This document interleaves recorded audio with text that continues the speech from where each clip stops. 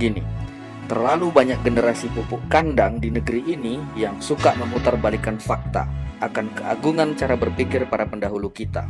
Warisan para pendahulu kita sudah mencakup berbagai latar belakang keilmuan.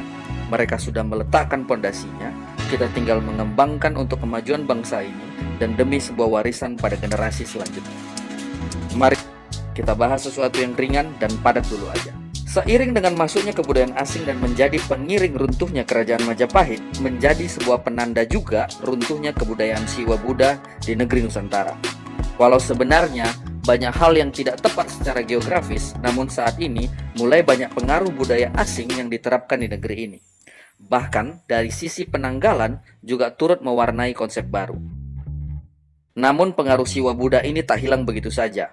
Manunggaling Kaula Gusti tetap menjadi dasar dari konsep kehidupan masyarakat Nusantara bagi mereka yang memahami jati dirinya, yang memahami dari mana dia berasal, untuk apa dia dilahirkan, dan kemana dia akan kembali, sehingga tidak ada istilah tersesat bagi masyarakat Nusantara. Mungkin banyak yang tidak mengenal mengenai penanggalan satu sura. Tentunya berbeda dengan yang beredar pada film-film horor dengan propaganda mengenai satu suro yang cenderung terkesan mistis dan klinik. Jika mau melihat sejarah jauh ke belakang, tidak semua suku atau bangsa di dunia ini memiliki kalendernya sendiri. Dan negeri kita termasuk di antara yang sedikit itu. Hal ini membuktikan bahwa nenek moyang kita bukan orang bodoh yang tidak memiliki pengetahuan akan tata surya. Setiap budaya di negeri ini punya kalendernya. Ada kalender Batak, Bali, Sunda, juga Jawa dan beberapa daerah lain. Terkait dengan satu sura memang banyak dikenal dengan istilah kalender Jawa, sebuah kalender asli yang dibuat tidak berdasarkan agama atau aliran kepercayaan apapun. Kalender sendiri berasal dari kata kala ider. Kala adalah waktu, ider adalah bergerak. Dan sura memiliki arti cahaya sejati. Su berarti sejati dan ra berarti cahaya atau kemataharian. Ra sendiri di dalam terminologi barat menjadi ray atau sinar. Kalender Jawa diciptakan oleh Empu Hubayun pada tahun 911 sebelum Masehi, dan pada tahun 50 sebelum Masehi, Raja atau Prabu Mahapunggung pertama, juga dikenal sebagai Ki Ajar Padang pertama, melakukan perubahan terhadap huruf atau aksara serta sastra Jawa.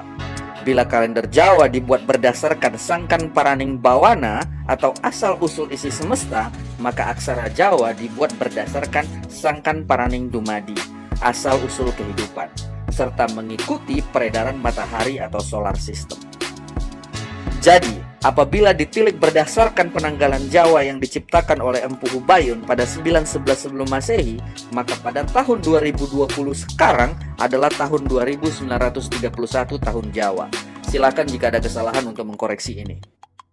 Seiring dengan siapa yang menjadi pilar atau saka di negeri ini, maka kalender Jawa pun mengalami perubahan titik waktu penandanya. Seperti Aji Saka juga melakukan perubahan terhadap kalender Jawa.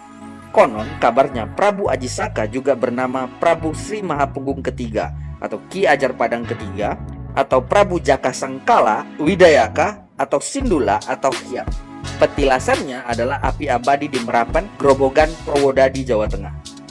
Mengapa masyarakat Nusantara ataupun Dwipantara menggunakan acuan matahari sebagai acuan kehidupannya? Karena manusia memang makhluk dengan tenaga matahari.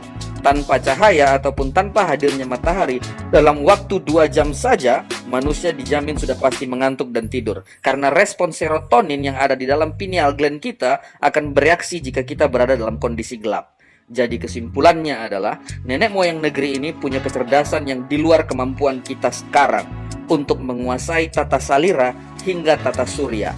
Mari berhenti untuk dibodohi. Selamat Tahun Baru Satu Sura 2931.